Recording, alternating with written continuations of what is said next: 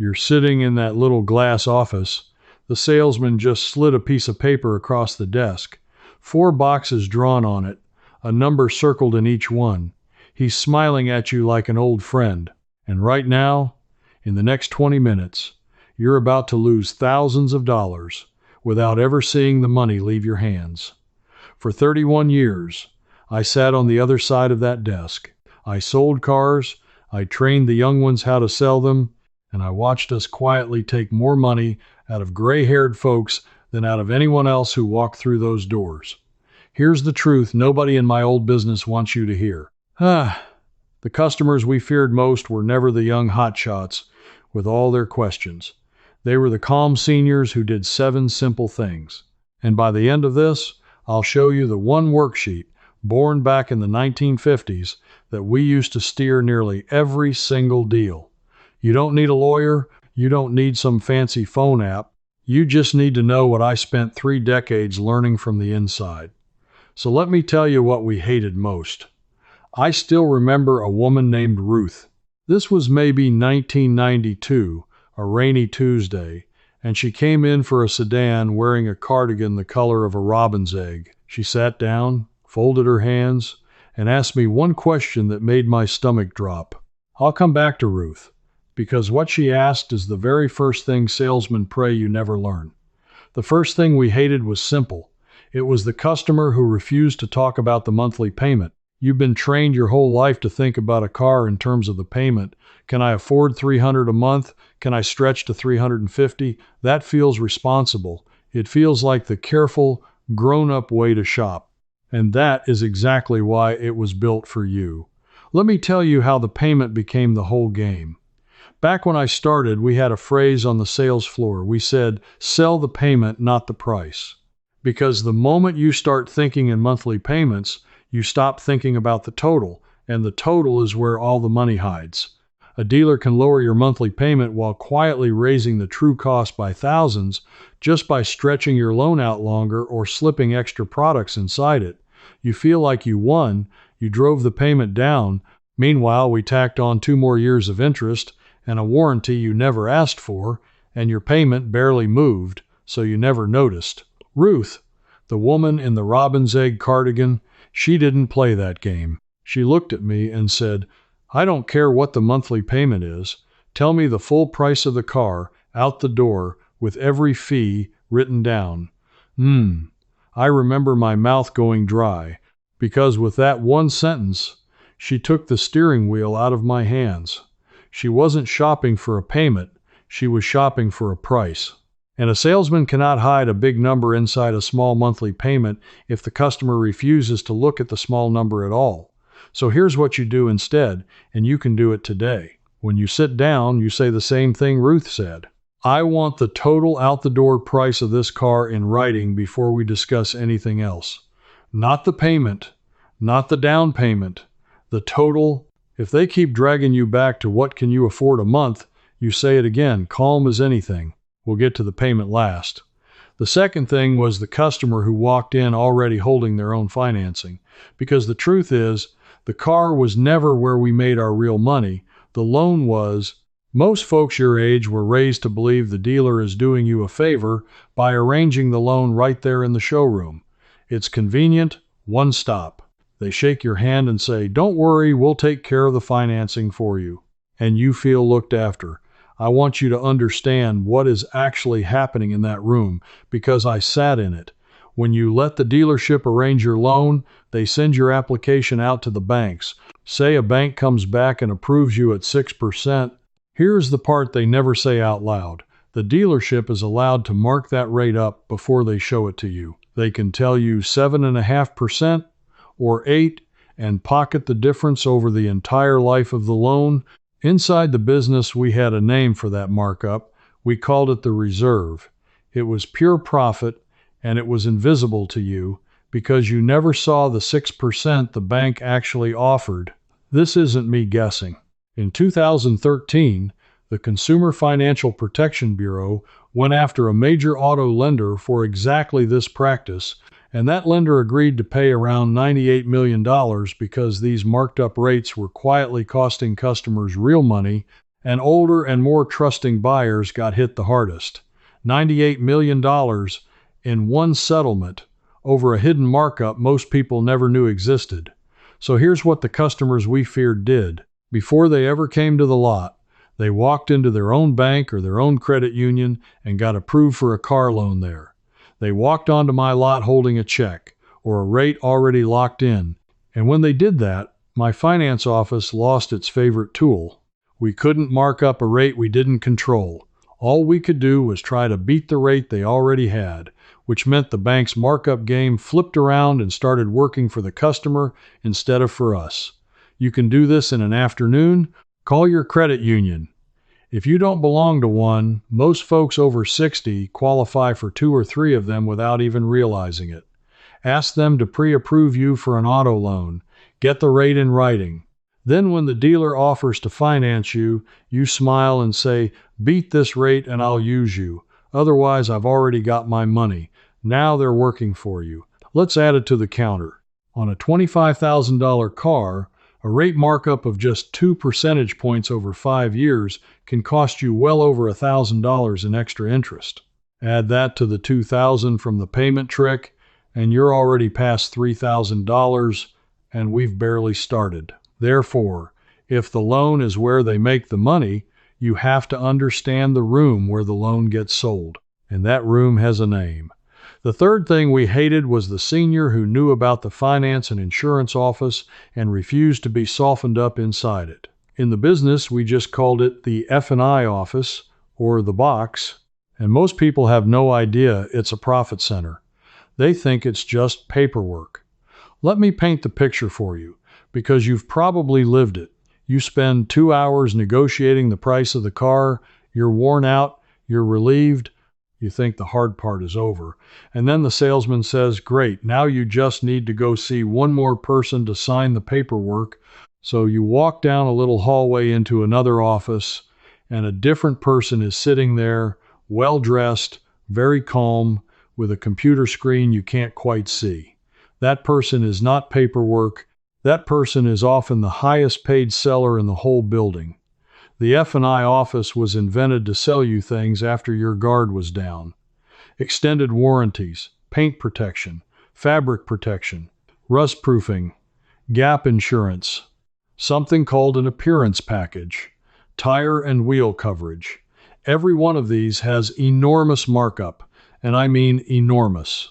An extended warranty that they sell you for $2,500 might cost the dealership $700 or $800.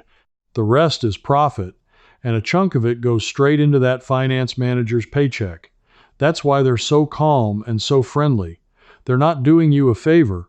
They're closing the most profitable sale of your entire visit. And here's the cruelest part, the part that made me quietly ashamed near the end of my career. We trained people to save the F&I office for last on purpose. When you were tired, when you'd already mentally bought the car, when you just wanted to get your keys and go home. A tired, happy customer says yes to almost anything. And older customers, folks who were raised to be polite and not make a fuss, said yes more than anyone. So what did the customers we feared do? They walked into that office already knowing every single product would be offered, and they decided their answer before they sat down. When the fabric protection came up, they said no. Paint protection, no. Extended warranty, I'll think about it and buy it later if I want it, because you can almost always buy a warranty afterward, often cheaper. Gap insurance, I'll check with my own insurance company first. They said no, calmly, to everything, and they did not explain themselves. Because the moment you start explaining, you give the seller a door to push on. Here's the number, and it's a big one. Industry figures have shown that these add-on products in the F&I office can bring a dealership well over $1,000, sometimes $2,000 or more, in pure profit on a single deal. And most of it is stuff you either don't need or can buy cheaper somewhere else. So write it down on our running total. We're now looking at $4,000, maybe $5,000 that quietly slips away from an unprepared buyer, and every dollar of it was designed to. Now, I know what some of you are thinking right about now. You're thinking, this all sounds fine for somebody sharp, somebody who feels strong walking into a showroom, but I go to these places alone, and I get nervous, and I don't like conflict, and the minute they start talking fast, I just want it to be over. I made this next part especially for you because you are exactly the person they count on, and I'm going to hand you the one tool that protects you even when your nerves are shot. It's the fourth thing we hated, and it costs you nothing. It's the ability to stand up and leave. That's it. Just walk out. I know it sounds too simple to matter. Let me tell you why it terrified us. A car deal runs on momentum. Everything on that sales floor is built to keep you sitting in that chair, because a customer in the chair buys and a customer walking to the parking lot does not. That's why they take your car keys to appraise your trade-in and take a long time bringing them back. That's why they say, let me go check with my manager, and disappear for 15 minutes. So you sit there and stew and start to feel like you owe them for their time. That's why the coffee and the friendly chat, it's all designed to make leaving feel rude, feel awkward, feel like giving up. But here's what I know from the inside. The single most powerful thing you can do in a car deal is be genuinely willing to walk out and come back another day. Because the whole machine only has power over you if you're afraid to leave. The moment you stand up and say, thank you, I need to think about this, I'm going to go home now, every bit of that pressure collapses. Suddenly they're the ones afraid you'll never come back, afraid the deal is walking out the door in a robin's egg cardigan. You don't need to be brave. You don't need to be clever. You don't need to win an argument. You just need to be able to stand up. And if your knees or your nerves make that hard, here's the trick I gave my own mother. Before you go in, tell yourself out loud in the car, I am allowed to leave at any time for any reason, and I don't have to explain why. Say it a few times. Then, when the pressure builds, and it will, you already know the exit is yours. Set a rule for yourself. Never buy a car on the same day you first see it, if you can possibly help it. Sleep on it one night. That one night of sleep has saved more people from bad deals than every clever line I could ever teach you. Now let me put a number on what that little habit is worth, and if you want the full picture of every move they make, I'll point you to something in just a moment. Studies of auto lending found that stretching a loan from a 5-year term to a 7-year term can add well over $2,000 in interest on an average car, and the buyer often has no idea because all they watched was the payment dropping. $2,000 gone for a habit you were taught to believe was the smart one. And that's just the first thing on the list. Everything I'm walking you through in this video, the payment trick, the loan markup, the finance office, the Foursquare, I've laid it all out in much deeper detail in my book, Smart Keys. It's written specifically for buyers over 60, the people this industry has always counted on to say yes without asking the hard questions. If you want the full system, every script, every worksheet, every phrase that shuts the tricks down cold, Smart Keys has it. You'll find the link in the description below. Now, back to the second thing we hated even more, and it lives inside the loan itself. And I'll tell you a little secret about that walk to the parking lot. The best prices I ever gave in my career, the ones with almost no profit left in them, I gave to people who were already halfway out the door. Because a manager would rather make $50 on a car than nothing at all. So the person willing to leave is the person who gets the number nobody else gets. But there's a reason walking out works even better than most people realize, and it has to do with the fifth thing, which is the one that cost my customers the most money without a single one of them ever feeling it happen. The fifth thing we hated was the customer who kept the trade-in completely separate from the purchase, because the trade-in was our magic trick. It was where we made money disappear and reappear right in front of your eyes. Here's how the con works, and I call it a con because that's honestly what it is. You come in wanting to buy a car and trade in your old one. Now there are really 3 separate deals happening at once. The price of the new car, the value of your trade, and the financing. And when you let a salesman blend all three together into one conversation, you cannot possibly track where the money is going. That's the whole point. We would give you a wonderful price on your trade-in, more than you expected, and you'd feel like you won, and then we'd quietly take that same money right back by giving you less of a discount on the new car. Or we'd knock a big chunk off the new car and take it back by lowballing your trade. Your eye can only watch one hand at a time. We had four hands moving. The customers we feared refused to let us blend it. They negotiated the price of the new car all the way to the final number first, as if they had no trade-in at all. They wouldn't even tell us they had a trade until the new car price was locked in writing. Only then did they say, "Oh, and I also have a car to sell you. What will you give me for it?" Two separate deals, two separate numbers, no blending, and with that, our magic trick just fell apart on the table. Because we couldn't move money between two boxes, the customer was watching one at a time, and here's the part that really stings. You don't even have to trade your car in at the dealer at all. You can sell it yourself, or sell it to one of those online car buying services that give you a written offer in minutes. A lot of the time you'll get several hundred, sometimes over $1,000 more for your old car that way than the dealer's first trade-in offer, so keep it separate, get the new car price nailed down alone, and then let the dealer compete against an offer you already have in your pocket. Let's keep the counter honest. Between a low-balled trade and a blended deal, an unprepared senior can easily lose another $1,000 to $2,000 right here. So now we're pushing $6,000, $7,000 of quiet losses across one single afternoon at a car lot. $7,000 on habits you were taught were normal and smart and polite.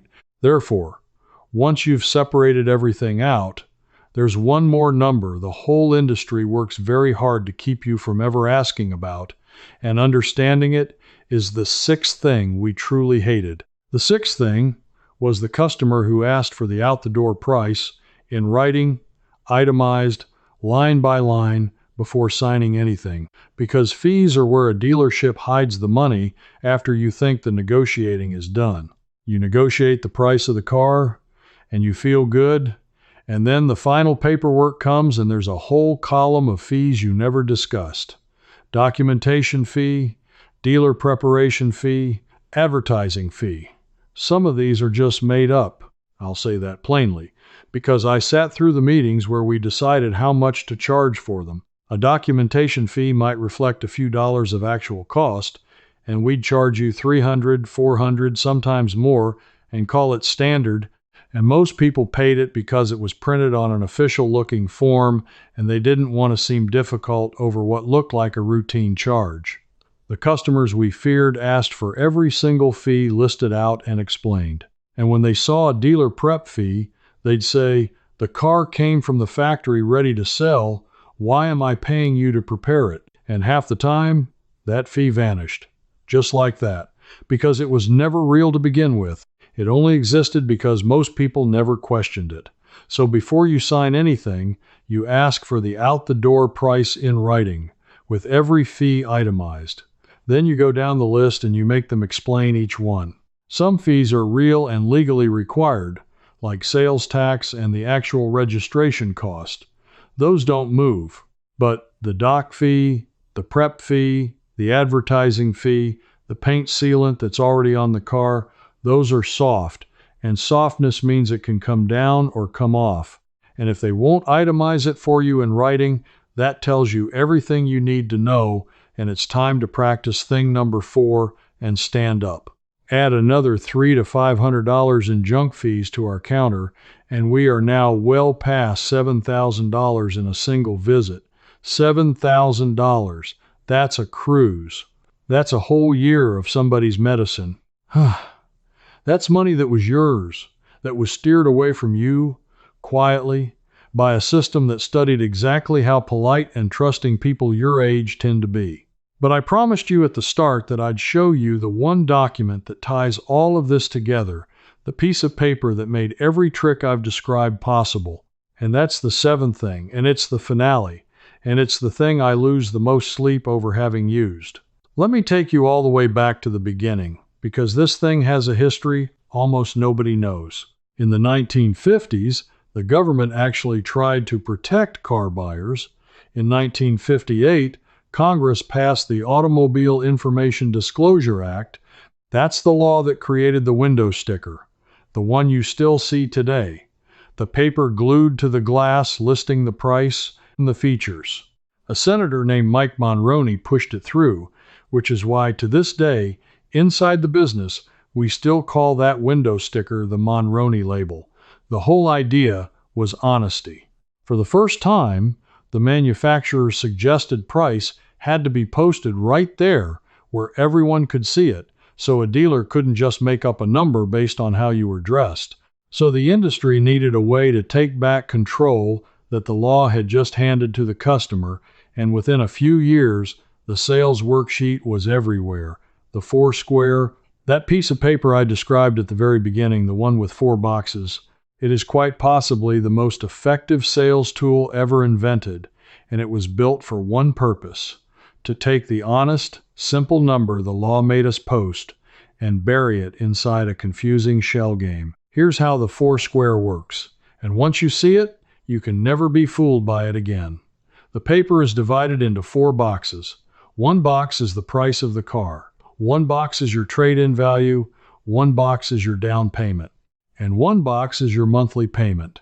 And the entire game is to keep your attention bouncing between those 4 boxes so that you can never, ever see all 4 clearly at the same time. We'd push down your payment while quietly raising the price. We'd raise your trade value while shrinking your discount. We'd bump your down payment to make the payment look smaller. 4 boxes, 4 hands moving, and your eye can only follow one at a time. That's not a sales aid. That's a machine built specifically to defeat a human brain, and it was aimed most often at the most trusting person in the room. Now here is the secret. Here is the thing they buried, the thing that undoes all of it, and it was hiding in plain sight the whole time, ever since 1958.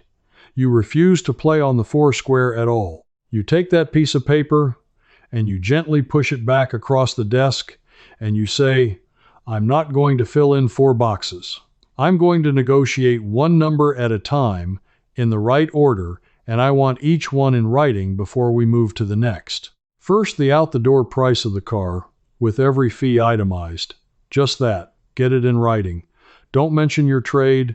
Don't mention financing. Don't mention a payment. Just the total price of the car. Lock it down. Second, and only after that's in writing, your trade-in as its own separate number, which you're already comparing against a written offer you got somewhere else first. Third, and only after both of those are settled, the financing, which you're comparing against the pre-approval you already have in your pocket from your own credit union. And the monthly payment, you never negotiated at all.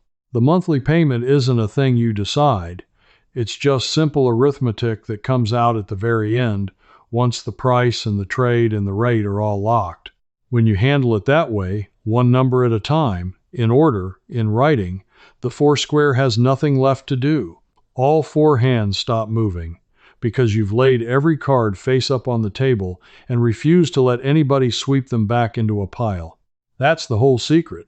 60-some years old, sitting right there on the window of every car ever sold, and the industry spent all that time and cleverness making sure you looked at the 4 boxes instead. A law was passed to protect you. A tool was built to get around it. And the way through it was always just to slow down and take one honest number at a time. The exact thing every clock and every coffee and every let me check with my manager was designed to stop you from doing. I think about Ruth in that robin's egg cardigan more than she'll ever know. She walked in with no worksheet, no app, no lawyer. She just refused to look at the 4 boxes and asked for one honest number at a time. She got a price that day that made my manager wince, and she drove off, and I sat there realizing a 70-year-old woman in a cardigan had just done what she did by knowing one simple thing I'd hoped she'd never learn. Now you know it too. So here's what I want you to carry out of here today. You are not a mark. You are not the easy one at the end of the hallway. You are the customer we feared. The quiet one who slows the whole thing down and asks for the real number. And now you have every tool we hoped you'd never pick up. You're the kind of person who refuses to keep paying for a game somebody else designed to beat you. That's who you are. It always was. You just needed to see the 4 boxes for what they really are. Now I want to hear from you. I want you to think back to the last car you bought, and I want you to tell me one thing. Do you remember that little 4-box worksheet sliding across the desk toward you? Did you fill it in? Tell me in the comments right now, yes or no, and tell me if you think you got played on the trade-in or the payment. I read these, and folks your age helping each other with real stories is worth more than anything I can say. So leave that comment. Don't just think it. Type it out, because somebody scrolling by needs to read that they're not the only one this happened to. And if you're the kind of person who's done being steered, done being softened up in a back office, done paying for beliefs that line somebody else's pocket, then come stand with the rest of us who are digging these old buried truths back up one at a time. There's a place for you here. Because next time, I'm going to open up the extended warranty itself, the single most profitable piece of paper in that whole finance office, and I'm going to show you the exact wording buried in most of those contracts that lets them deny the repair you bought it for in the first place. You paid for peace of mind. I'm going to show you the sentence that quietly took it back. I'll see you there. I sat on the wrong side of that desk for 31 years, so I know what still gets left out. That's what waits inside the Wiser Living Circle. This video gave you the overview, but in there I hand you every senior tactic, scripted word for word. Ask me your own question. And a real person, me answers you myself. You belong here. Just point your phone's camera at the code on your screen. Cancel any time with one click.